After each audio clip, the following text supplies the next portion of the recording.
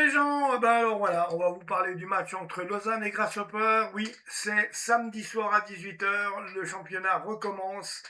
QV 2026-2027. Lausanne Grasshopper, c'était le dernier match de la saison passée avec une défaite et un match à huis clos, on s'en souvient. Une saison à oublier, c'est celle de la saison passée. Est-ce que ça va être possible?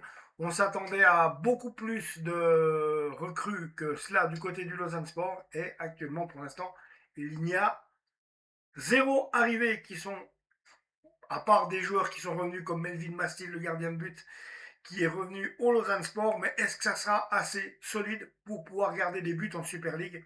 Lui qui a une habitude de la Challenge League, qui est patenté en Challenge League, qui a été sélectionné par l'équipe d'Algérie pour la Coupe du Monde.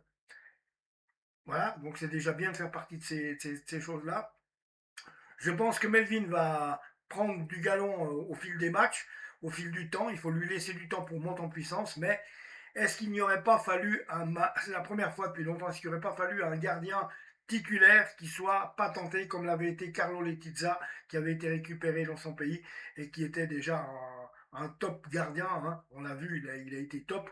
Avant lui, il y a eu Moridio, inutile d'en parler, qui était top aussi. Lausanne avait pris l'habitude d'engager des gardiens de but top. Et là, non, on récupère ce qu'on a prêté parce que ça n'allait pas à l'époque. C'est un peu ça qui me gêne. Pour vous parler vrai, hein, parce que je suis là pour vous parler franchement. Hein. Il y en a qui me reprochent de dire des choses, ouais, c'est trop négatif. C'est pas une histoire d'être négatif, les amis. Ce qu'il y a, c'est que quand les choses ne vont pas, elles ne vont pas. Si par exemple vous êtes chef d'atelier puis que vous avez un employé qui fait de la merde, ben faut lui dire. Vous n'allez pas dire oui, c'est très bien. Bon, voilà. Voilà. Moi, je dois retracer au plus juste ce qui se passe et ça ne me fait pas toujours plaisir. Ben non, moi je suis supporter du LS, ça me fait pas plaisir de voir un Lausanne Sport 9e ou redescendre. C'est non, non, non, non, non. En tant qu'ancien joueur de ce club, non. Voilà, donc voilà. Mais par contre, je suis obligé de vous relater les choses comme elles sont. Si on est dernier, je ne vais pas vous dire qu'on est un beau champion. Hein, c'est un peu logique. Bon, toutefois, eh ben, je vais rester dans la positivité, je vous promets. Et ma foi, on analysera d'une manière beaucoup plus sympa que des fois. Ouais, c'est vrai. Il faut que j'évite de faire des débriefs à chaud parce que le débrief à chaud, généralement, on a des émotions et c'est pas toujours génial. Mais bon, ben voilà quoi. Alors, ma foi, il y aura ce qu'il y aura. Grasshopper arrive à la Tuilière. Grasshopper qui arrive avec un nouveau propriétaire, un nouveau staff, des nouveaux joueurs. Leur chemin de préparation, pas génial. Victoire face à Kreuzlingen et face à Cham. Donc des équipes, je crois, deuxième ligue inter, première ligue, je ne sais pas. Ou bien première ligue promotion, mais je ne peux pas vous dire. Kreuzlingen et Cham, bon, bah, heureusement qu'ils gagnent là-dessus. Et après, ouais, moins bien. Défaite contre le grand Panathinaikos, le grand, quand je dis grand, c'est grand, mais c'est une équipe connue, le Panathinaikos d'Athènes, donc défaite face au Panathinaikos d'Athènes, les amis, et face au SC Altach, le club autrichien qu'a entraîné Ludovic Magnin. Voilà. Les scores, je ne les sais pas, c'est bien le seul truc que je ne sais pas. Mais ce qui était écrit, c'est que c'était des défaites. Donc, un Grasshopper qui arrive un petit peu en. Ouais, il y a beau y avoir un nouveau staff, quelques nouveaux joueurs, un nouveau repreneur, mais on dirait que. Voilà, la préparation, elle n'a pas été jojo. Après, c'est que de la préparation. Attention, il faudra voir sur le terrain le match. Il n'y a qu'une chose à faire, c'est jeter les tripes sur le terrain du côté du Lausanne Sport et vraiment en vouloir cette saison. C'est tout. On ne peut pas faire mieux.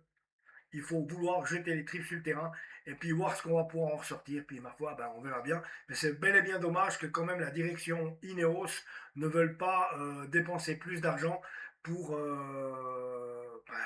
casser un peu la tirelire, pour offrir une équipe qui serait apte à pouvoir jouer les premiers rôles en Super League.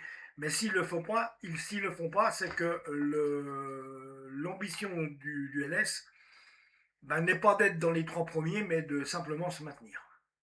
Est-ce qu'on va réussir à le faire avec des joueurs qui ont quand même bien raté le premier tour, le deuxième tour depuis le mois de janvier?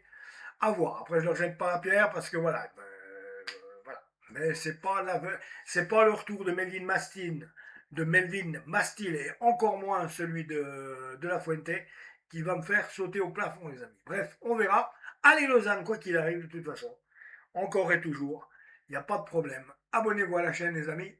Oui, vous avez vu cette nouvelle chaîne, eh bien, elle est généraliste parce que, voilà, je l'ai dit, j'allais débriefer toutes les équipes qui me font plaisir de débriefer. C'est une chaîne généraliste football que je vous propose là. Donc voilà, après une belle Coupe du Monde, enfin belle, il y a eu des beaux matchs, mais on s'est aperçu que le football était pipé à la Coupe du Monde. Donc je ne vous parle pas, parce que vous le savez, l'histoire du carton rouge avec Folarin Balogun qui joue à Reims. Hein, et qui, oui, il joue à Reims, je ne sais plus où il est maintenant, il est toujours en Ligue 1, je crois, mais bref, carton rouge de Folarin Balogun, le coup de téléphone du monsieur Orange à Gianni Infantino, et résultat, carton rouge, carton rouge levé, ce qui ne s'est jamais, mais alors jamais vu en matière de football. Jamais vu ça. C'est la première fois de ma vie que je vois un président de la République, président des États-Unis, qui téléphone puis qui dit: Hey, il faut que je faire sauter le carton parce que je ne suis pas content. Voilà. Et il saute le carton. Donc, si tu sautes le carton à un Argentin, à Folarin Balogun, voilà, hein, je veux dire, c'est pas normal, c'est du pas vu.